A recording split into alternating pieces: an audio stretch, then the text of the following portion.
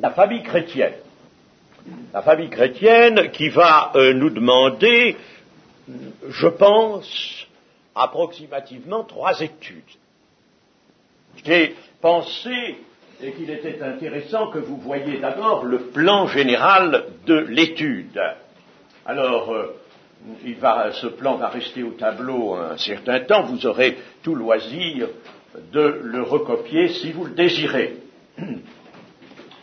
Introduction, nous verrons tout de suite l'émulation, nous verrons ce qu'est la famille païenne et d'où elle tient son mode de vie. Et nous verrons comment servir Dieu dans la famille chrétienne, bien entendu. Il ne s'agit pas de servir Dieu autrement que dans la famille chrétienne. Nous verrons les relations, les rapports de la famille et de l'Église. Nous verrons ensuite alors la question du mariage qui nous demande un assez grand développement, la vie dans le foyer, la réponse à cette question tellement posée, qui se pose toujours, peut-on épouser une personne non chrétienne? J'ai mis une personne parce que vous pensez que c'est dans les deux sens, évidemment. À qui l'on sent? À qui l'on sent? Est-ce à Dieu ou à une personne? Nous verrons le cas d'une conversion après mariage. Il arrive que, bien sûr, la conversion intervienne après le mariage. Alors nous verrons ce cas-là. Et nous verrons aussi les époux, alors tous deux devenus chrétiens ou étant chrétiens, tous deux. Hein. Ensuite, les parents et les enfants, comment la vie doit-elle s'harmoniser entre ces deux catégories qui forment la famille. Et puis, le comportement des enfants, ce qu'il doit être, et la prospérité familiale, et enfin la conclusion. Mais tout cela, je tiens à vous le signaler, sera étudié en dehors de tout légalisme. Je tiens bien à le préciser. Aujourd'hui, n'est-ce pas, on nous lance de partout ce grief. Ah, vous revenez au légalisme, vous faites du légalisme. Or, nous ne sommes plus sous la loi, mais sous la grâce. J'ai dit déjà l'autre jour que, comme l'a marqué un homme de Dieu dans un écrit récent, vivre la vie de Christ, c'est beaucoup plus contraignant que de vivre sous la loi de Moïse. Seulement, la contrainte dans l'Église aujourd'hui, dans le temps de l'Église, la contrainte qui nous fait vivre et qui nous presse de vivre la vie de Christ, celle-là, elle est servie par la grâce.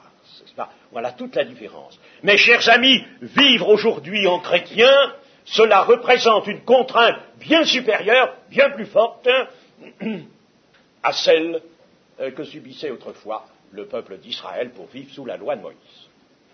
Bon. Alors, nous ne faisons pas de légalisme car je sais quel est le danger du légalisme et le légalisme ne marche pas avec l'Évangile. C'est d'accord, mais l'Évangile nous conduit à une vie avec le Seigneur, une vie à l'exemple du Seigneur. Et ça, personne ne peut nier ça. Alors, nous ne ferons pas de légalisme, vous verrez que c'est par l'Évangile, par le moyen de l'Évangile, que nous verrons toutes ces choses-là. Pourquoi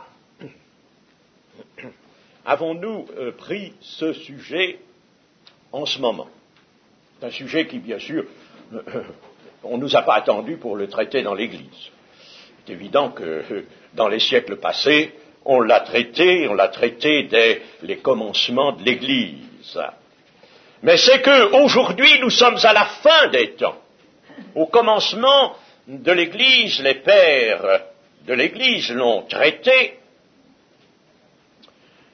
mais ils avaient des raisons en somme, l'Église était naissante, elle avait besoin de montrer ce qu'elle était. Mais maintenant, nous sommes à la fin des temps, à la fin de l'Église, à la fin des temps. La société humaine n'en peut plus, elle ne va pas durer longtemps, soyez persuadés. Elle s'écroule, la terre se déchire. Comme a dit le prophète Ésaïe, elle ne va pas durer longtemps. Et nous sommes dans les temps de la fin où le diable est comme un lion rugissant, cherchant qui il va dévorer. Et il dévore de tous les côtés. Et les hommes se prêtent à cela. Les hommes en masse sont devenus les auxiliaires du diable pour détruire, pour déchirer. Et alors, le diable s'attaque à la société, il s'attaque à l'Église, il s'attaque à la famille, il s'attaque à l'individu, il attaque de tous les côtés. Et alors, avec une rage particulière, avec tous les moyens de séduction qu'il a, avec le concours des masses médias, et qui développent, qui font retentir, qui portent à la surface de la terre, à toutes les oreilles, à tous les yeux, l'œuvre destructrice du mal et de l'auteur du mal. Nous sommes dans les temps de la fin. Et alors la famille, puisque c'est d'elle que nous allons là parler, la famille, elle est l'objet d'une attaque particulièrement dure. Elle est en voie de destruction. La réforme du code pénal. En Suisse, on croyait que c'était encore là un lieu où l'évangile pouvait être mieux conservé qu'ailleurs, hélas. Le diable s'est attaqué la réforme du code pénal avec toutes sortes de propositions dans les projets qui ont été établis par une commission de sociologues et de juristes.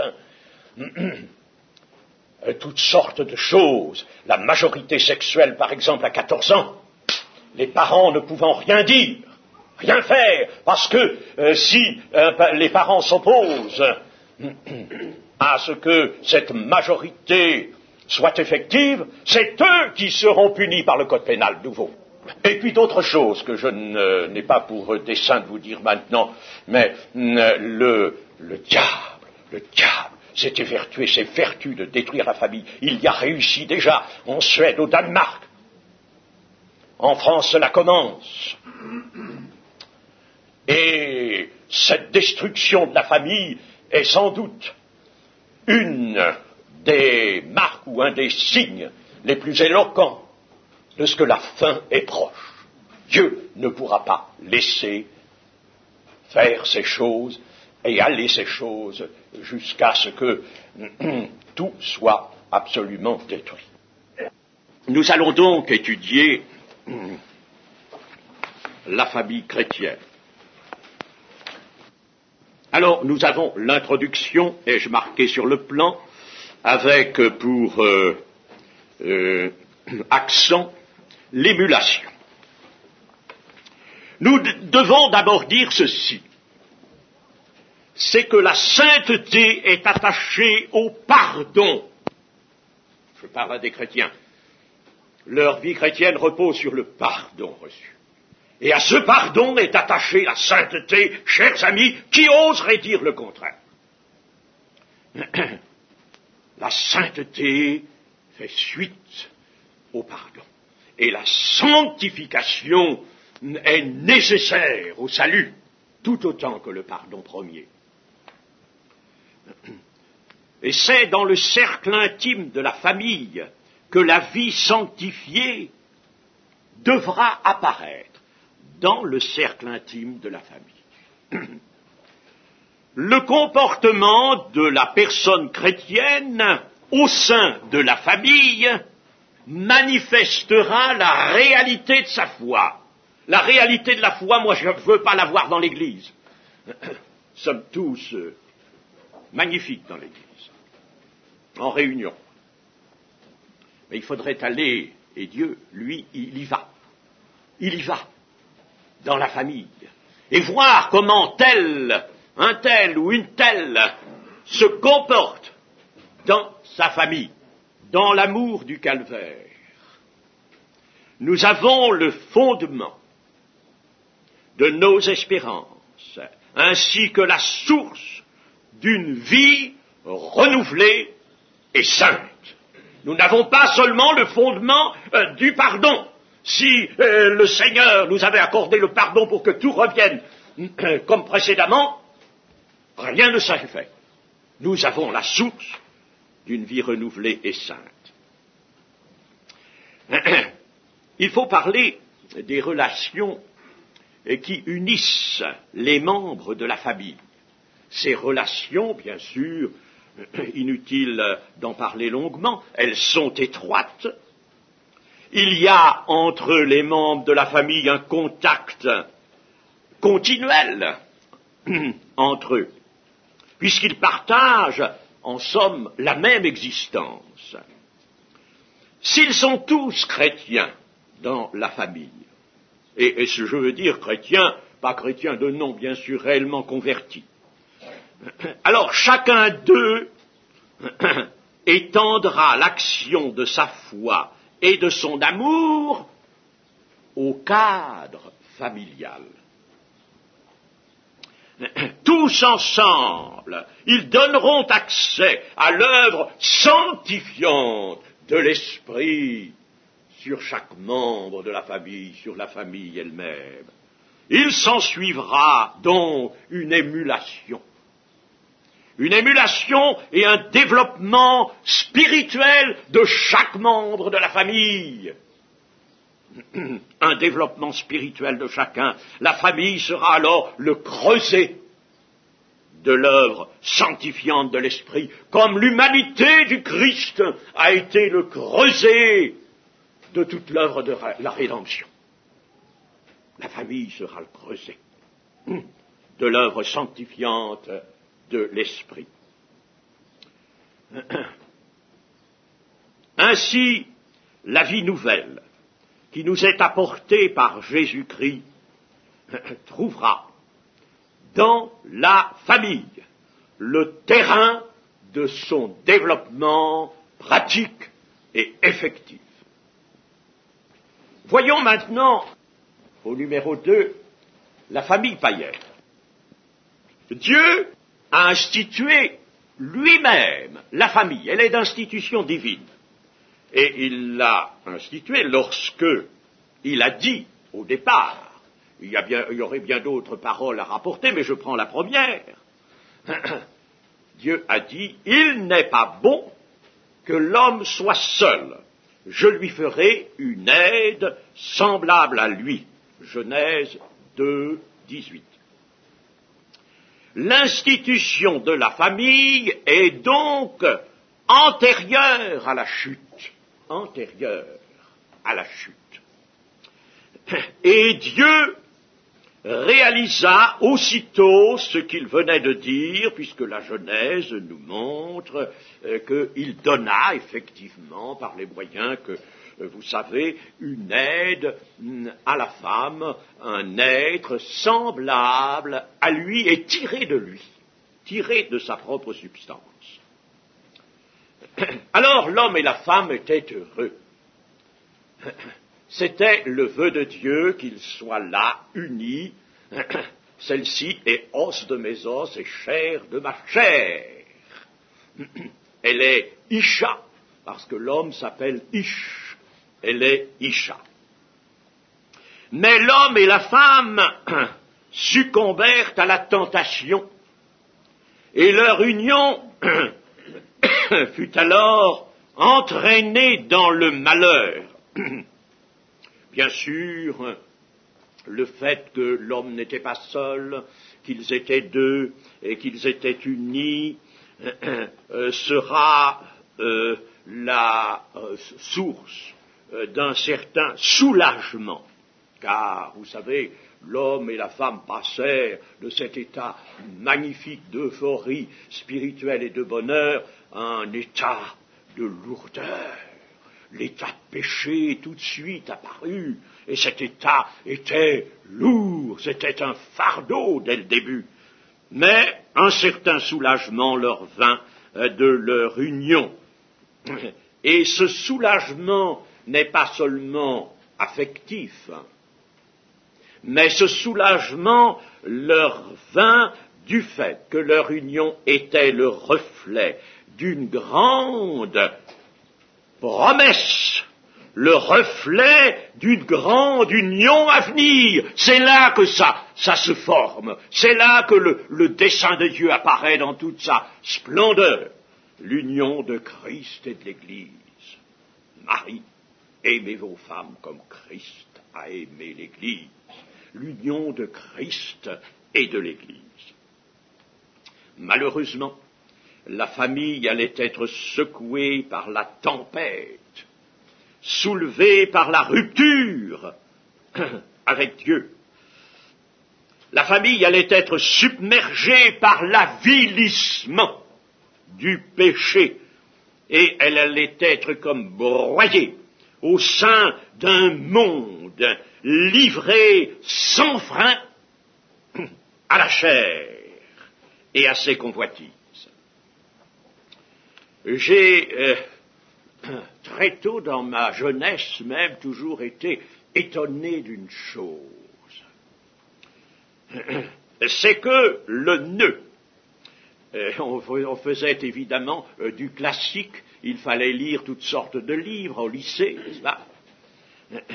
Et j'étais étonné de ce que le nœud de la plupart des pièces de théâtre et des romans se situait dans la profanation du sanctuaire domestique. Les auteurs de pièces de théâtre ou de romans aimaient et aiment toujours de plus en plus jouer avec toutes les situations où l'égoïsme, l'orgueil, l'adultère, l'audace ont les premiers rôles. À côté de la corruption, des tempêtes et des drames que provoque l'égoïsme, apparaissent la frivolité, la mondanité, l'avidité des plaisirs. On peut appliquer à la famille cette parole de l'Écriture. Jésus est venu sauver et chercher ce qui était perdu. Et actuellement, le diable qui connaît cette parole veut que la famille soit une perte notoire, une perte totale. C'est pour ça qu'il s'acharne sur elle.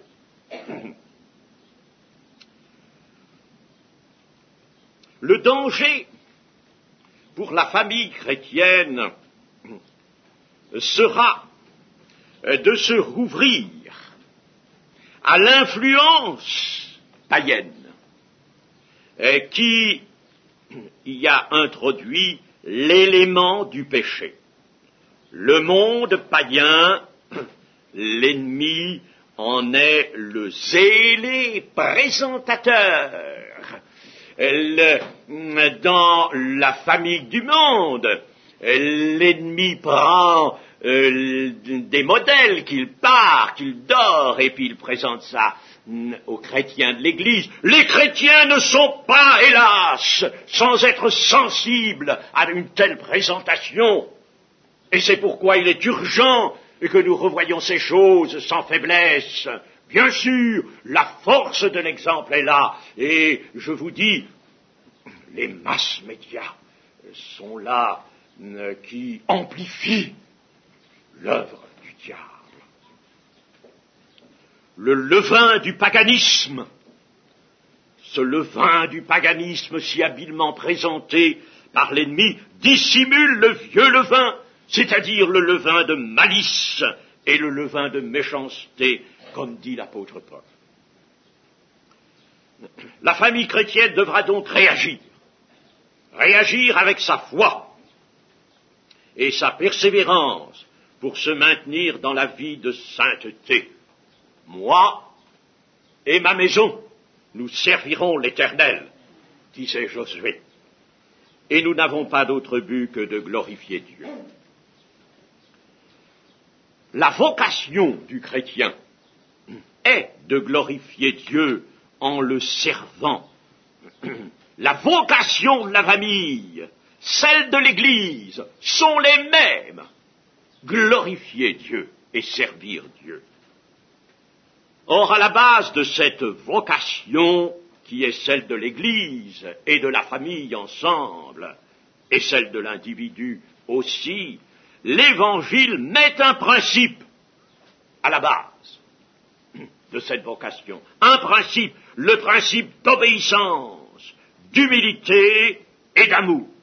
Nous ne sommes pas dans le légalisme. Le principe d'obéissance, d'humilité et d'amour.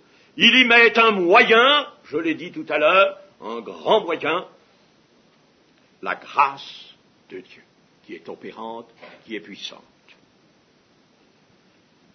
Le chrétien a cessé de vivre pour lui. Il vit pour Dieu, ce qui veut dire qu'il plie sa volonté devant la volonté divine. Il conjugue, il offre sa volonté pour accomplir celle de Dieu. Voilà la volonté de l'homme chrétien, de l'homme saisi par la grâce, et la volonté de Dieu qui sont là, qui se rencontrent, et toutes deux partent dans la même œuvre. Dans la famille, les membres convertis peuvent faire cela ensemble. On ne peut pas servir Dieu et le glorifier sans obéir à sa volonté dans l'humilité et dans l'amour. J'ai connu des familles profondément chrétiennes. Ah, chers amis, quand on entre dans de telles familles, quel grand mystère, quel joyeux mystère, quel magnifique mystère de simplicité, de calme, de paix. C'est merveilleux, c'est merveilleux. Comment servir Dieu dans la famille? Le troisième point de notre plan. Eh bien, moi et ma maison, nous servirons l'Éternel, et non pas moi et ma maison, nous nous servirons. Voilà, n'est-ce pas, deux modes d'action qui se repoussent l'un l'autre, comme le plus et le moins, et comme deux électricités, si vous voulez, se repoussent. Moi et ma maison, nous servirons l'Éternel. Il faudra donc mettre le Seigneur à la première place, et non pas l'intérêt ou la recherche du bonheur avant tout. Ce n'est pas le bonheur que nous avons à chercher, c'est le royaume de Dieu. Le Seigneur ne nous a pas dit chercher le bonheur, il nous a dit chercher au-dessus de tout le royaume de Dieu et sa justice, et toutes choses vous seront données par-dessus. Il ne s'agit pas des choses matérielles seulement, le bonheur viendra.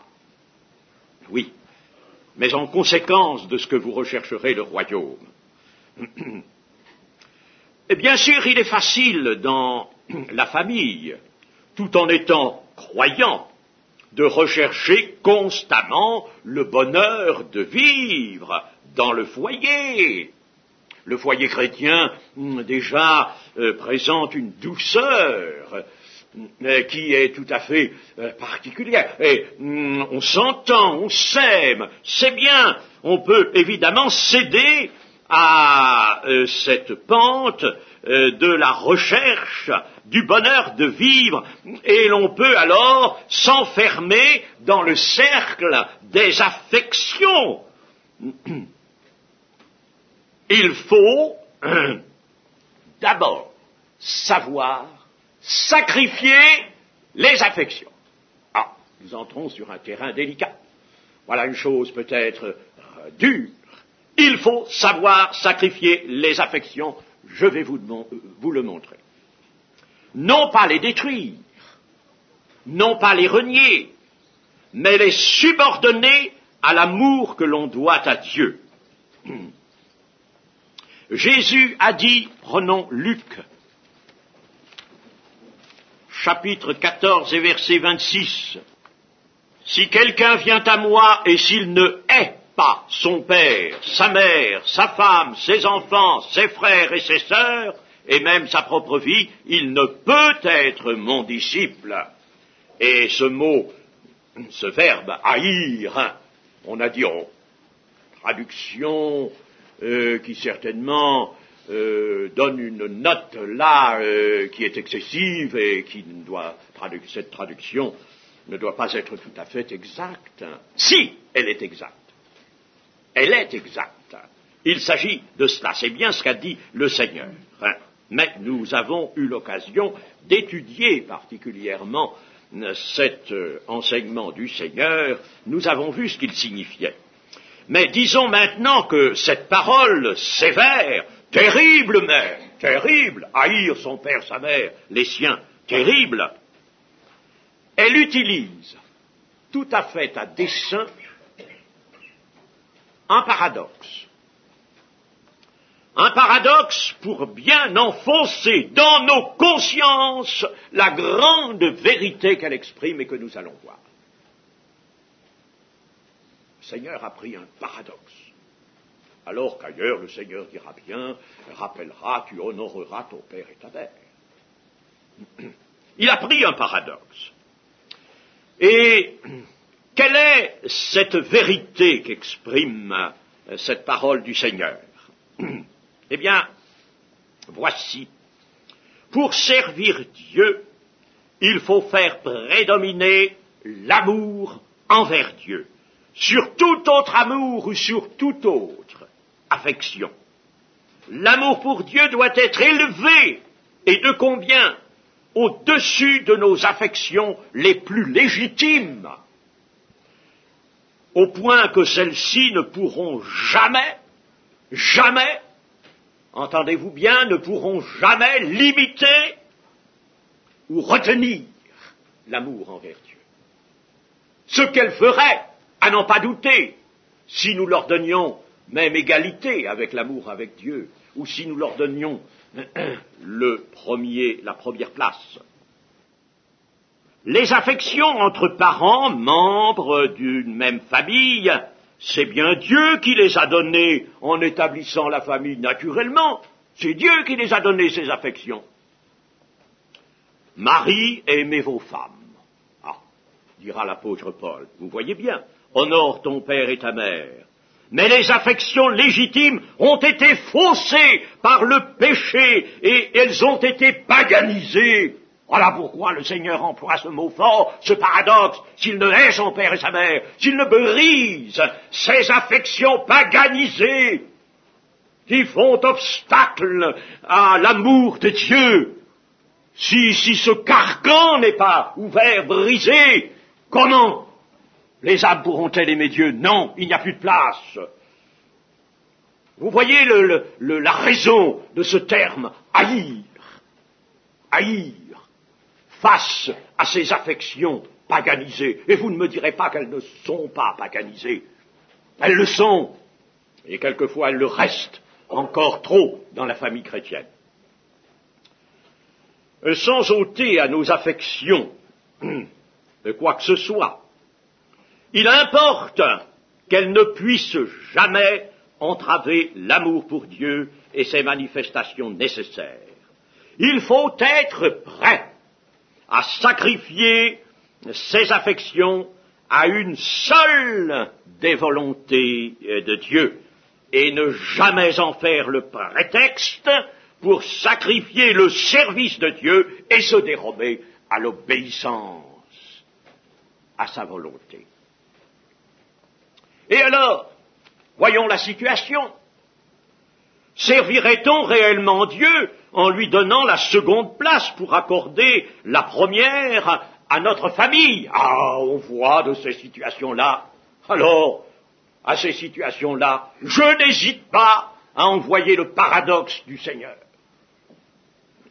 Si quelqu'un vient à moi et s'il ne hait pas son père et sa mère, sa femme, ses enfants, ses frères et ses sœurs, et même sa propre vie, ne peut pas être mon disciple. Tu ne peux pas être le disciple si tu es, toi, tributaire de ces affections paganisées, ces affections qui sont devenues l'effet d'une sensibilité purement humaine, souvent même empreinte d'un égoïsme caché. On ne peut pas servir Dieu en donnant la seconde place à l'amour qu'on lui doit. Ce serait donner la première place aux affections, ce serait verser dans l'idolâtrie. On peut en effet très bien idolâtrer ses proches en leur sacrifiant le service et la gloire dus à Dieu. Si nous donnions à nos enfants ou à nos parents le meilleur de notre dévouement, ou comme on dit quelquefois, une expression qui est un peu vague, le meilleur de nous-mêmes, je crois qu'il n'y a rien de meilleur, il n'y a rien de très bon dans nous-mêmes, n'est-ce pas? Enfin, si nous leur donnions le meilleur de notre dévouement, je dirais, nous nous donnerions à eux pour satisfaire leurs besoins et leurs exigences, qui quelquefois deviendront vite excessives, et nous jetterions à Dieu les restes des sentiments de notre cœur, les débris d'un cœur idolâtre. Voilà ce que nous donnerions à Dieu. Et c'est faussement que nous nous imaginerions faire le bonheur de nos proches en sacrifiant à leur profit l'amour envers Dieu. Répétons-le, nous serions idolâtres et nous priverions la famille de toute bénédiction et nous attirerions sur elle la réprobation de Dieu. Pourquoi y a-t-il des familles chrétiennes qui souffrent et qui sont dans la difficulté? Parce que vous vivez liés les uns aux autres par des affections devenues païennes et idolâtres, ou restées païennes et idolâtres. C'est précisément l'esprit de sacrifice qui conserve le bonheur et la vie de famille, en attirant sur elle les bénédictions d'en haut. Et l'on peut alors penser à cette parole du Seigneur, celui qui perd sa vie la retrouvera en vie éternelle.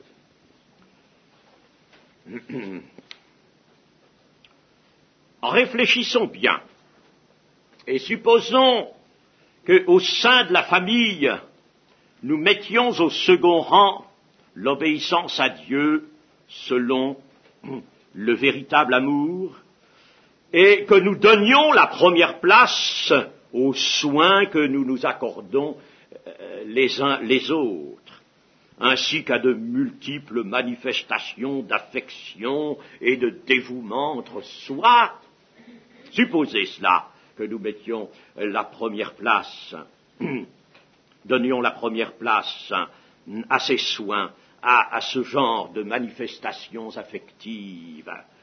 Pensez à ce que serait l'atmosphère familiale alors. Il y aurait certes des joies, des rires, des embrassades, des élans.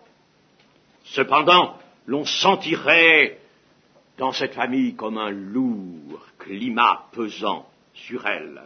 Et l'on éprouverait, entre-temps, une lassitude, un mécontentement inexpliqué, une aigreur même au fond des cœurs, et l'on se questionnerait d'où cela vient-il? On ne serait pas heureux de façon réelle et égale.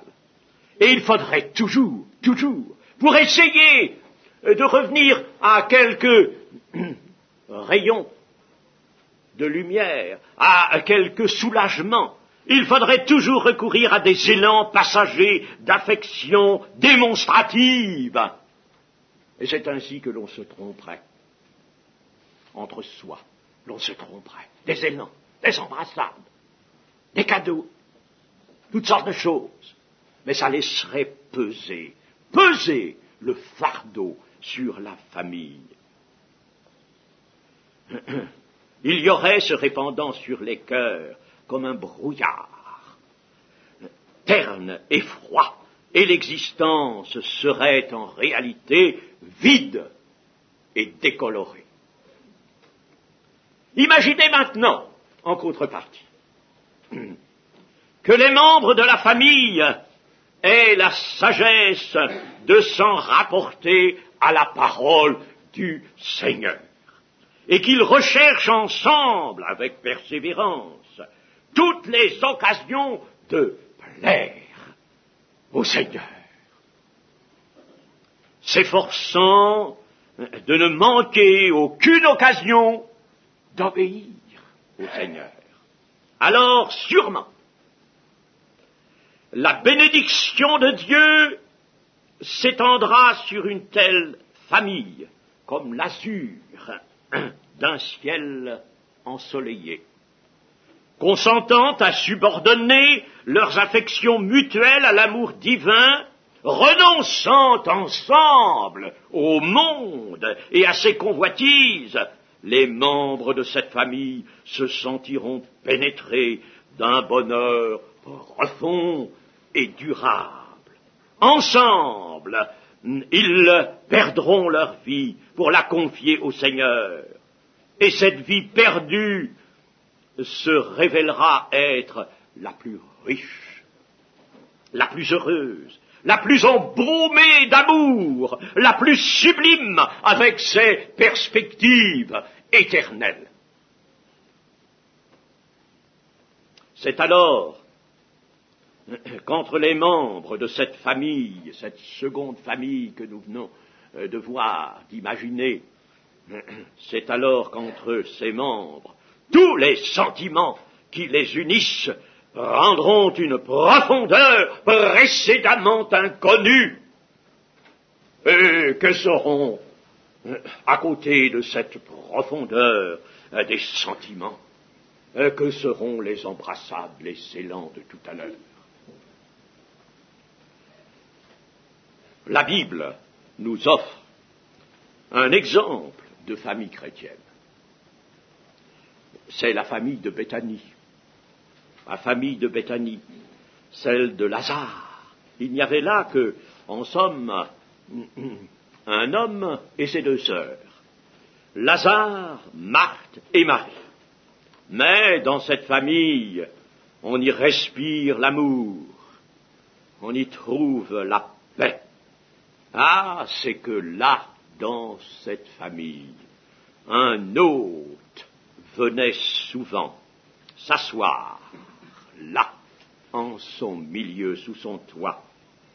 Le Seigneur, avec ses paroles, avec son amour, avec la puissance de son esprit, était là. Si les préoccupations humaines prenaient le pas sur la vie de l'esprit, le Seigneur remettait les choses en leur bon ordre. Marthe, Marthe, tu t'inquiètes et tu t'agites pour beaucoup de choses. Ne sais-tu pas qu'une seule chose est nécessaire? Marie a choisi la bonne part, qui ne lui sera point ôtée. Le Seigneur remettait toutes choses à leur place. Et qui pouvait dire quelque chose? Beaucoup de maisons chrétiennes ont dans l'entrée ou dans quelques pièces cet écriteau qui, un temps, il paraît que ça se vend moins maintenant, mais fut un temps, ça se vendait beaucoup. Cet écriteau, l'on disait que dans cette maison, il y avait un hôte invisible qui écoutait toutes les conversations. Seulement l'écriteau, c'était une chose. La réalité en était une autre. Était-il vraiment reçu, cet hôte invisible? N'était-il pas plutôt à la porte, frappant à la porte et attendant qu'on lui ouvre, comme à la Odyssée? Oui, le Seigneur est vraiment l'hôte. Lorsque l'esprit règne dans le foyer, lorsque les cœurs ne se départissent jamais de l'amour divin, s'il est là, s'il est présent en esprit, à coup sûr, il sanctifie la maison et il en fait un sanctuaire, mes amis. Ah, j'aimerais bien voir cette pancarte. Oui, et que, à chaque instant, on levât les yeux sur elle, avec son cœur.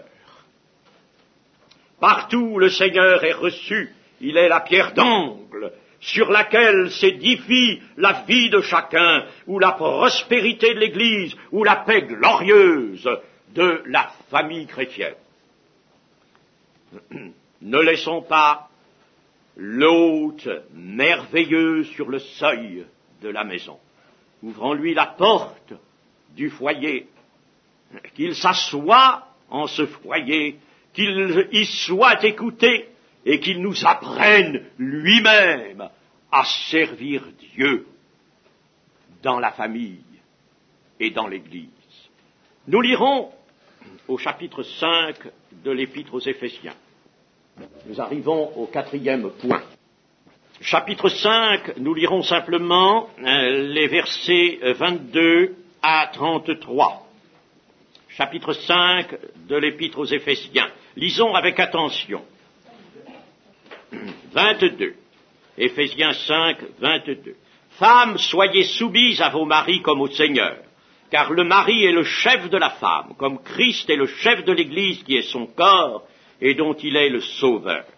Or, de même que l'Église est soumise à Christ, les femmes aussi doivent l'être à leur mari en toutes choses. Maris, aimez vos femmes, comme Christ a aimé l'Église et s'est livré lui-même pour elle, afin de la sanctifier par la parole, après l'avoir purifiée par le baptême d'eau, afin de faire paraître devant lui cette Église, glorieuse, sans tache, ni ride, ni rien de semblable, mais sainte et irrépréhensible. C'est ainsi que les maris doivent aimer leurs femmes comme leur propre corps. Celui qui aime sa femme s'aime lui-même, car jamais personne n'a haï sa propre chair, mais il la nourrit et en prend soin, comme Christ le fait pour l'Église, parce que nous sommes membres de son corps. C'est pourquoi l'homme quittera son père et sa mère et s'attachera à sa femme, et les deux deviendront une seule chair. Ce mystère est grand, je dis cela par rapport à Christ et à l'Église. Du reste, que chacun de vous aime sa femme comme lui-même, et que la femme respecte son mari. L'apôtre Paul a-t-il écrit ces lignes sous l'inspiration du Saint-Esprit pour mettre un peu de baume et un peu d'ordre dans le foyer? On a mis une suscription à notre passage dans nos versions, les devoirs domestiques. Ce n'est pas du tout ce que l'apôtre Paul avait en vue. Il avait en vue de mettre devant nous cet extraordinaire parallèle, j'en ai parlé tout à l'heure, entre l'union de l'homme et la femme et l'union de Christ et de l'Église. L'union de l'homme et de la femme est porteuse de la promesse d'une grande union. Elle est porteuse prophétiquement du grand but de Dieu, Christ et l'Église. Et Paul dira en effet, ce mystère est grand. Je dis cela par rapport à Christ et à l'Église. Alors que chacun de vous aime sa femme comme lui-même et que la femme respecte son mari, que les maris aiment leur femme. Tout cela, pourquoi? Parce que Christ aime son Église et qu'il faut que les choses soient en rapport. Ce passage des Éphésiens est extraordinaire.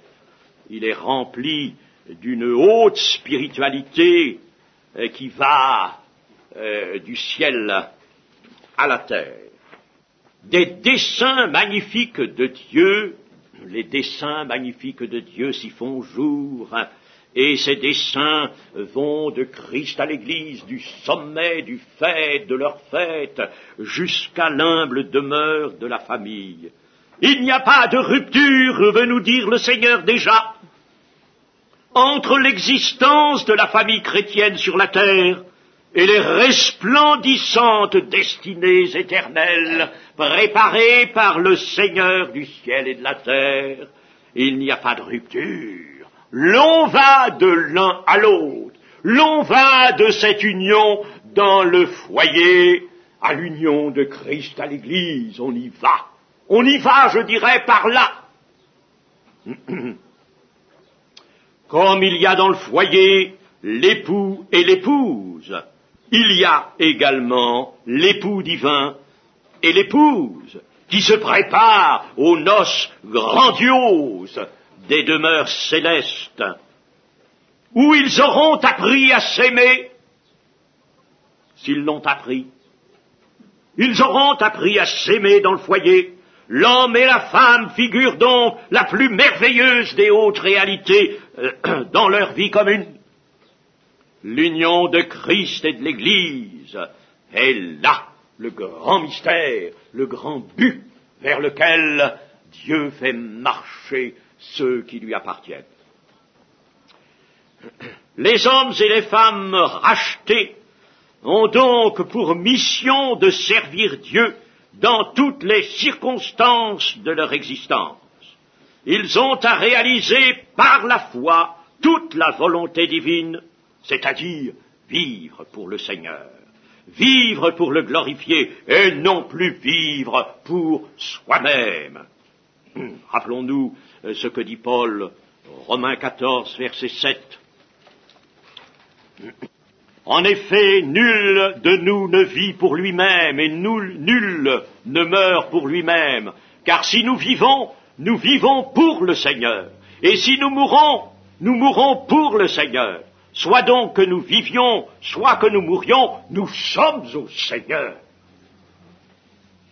Et puis 2 Corinthiens 5, verset 14.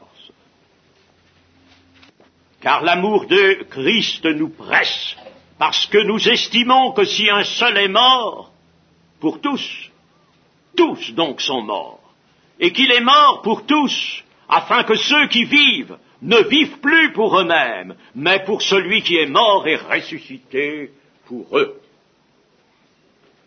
On parle quelquefois, volontiers, de l'esprit de famille.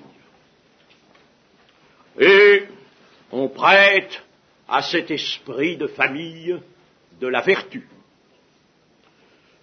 Cependant, que nous ferions bien de nous méfier des excès de cet esprit de famille. Je dirais même se méfier de ce qu'on appelle couramment l'esprit de famille. Car cet esprit peut n'être qu'un égoïsme collectif, ou l'égoïsme collectif et qui est la condensation des égoïsmes individuels. La famille chrétienne prendra garde de ne pas tomber dans ce faux esprit de famille qui est une fausse satisfaction et qui est un leurre. Car j'ai vu, chers amis, le Seigneur m'a donné l'occasion de voir ces choses et de les comprendre. Il me les a expliquées. Pas pour que j'en fasse quelque chose à mon seul usage, mais pour que je puisse en parler. Eh bien, il faut faire attention à cette fausse satisfaction. Elle est un leurre, disions-nous, car il y a en effet des familles, des foyers, où règne cet esprit de famille. Et alors, on prend ça pour l'authentique félicité céleste. Alors que le Seigneur n'est pas honoré, ou s'il est quelque peu honoré, il l'est secondairement, après l'esprit de famille, après que l'esprit de famille a agi. La famille chrétienne doit au contraire s'ouvrir au service du Seigneur, selon les directions de l'amour et de la miséricorde. Et la vie de famille va d'abord s'élever à la hauteur d'un culte continuel. Je dirais c'est trop.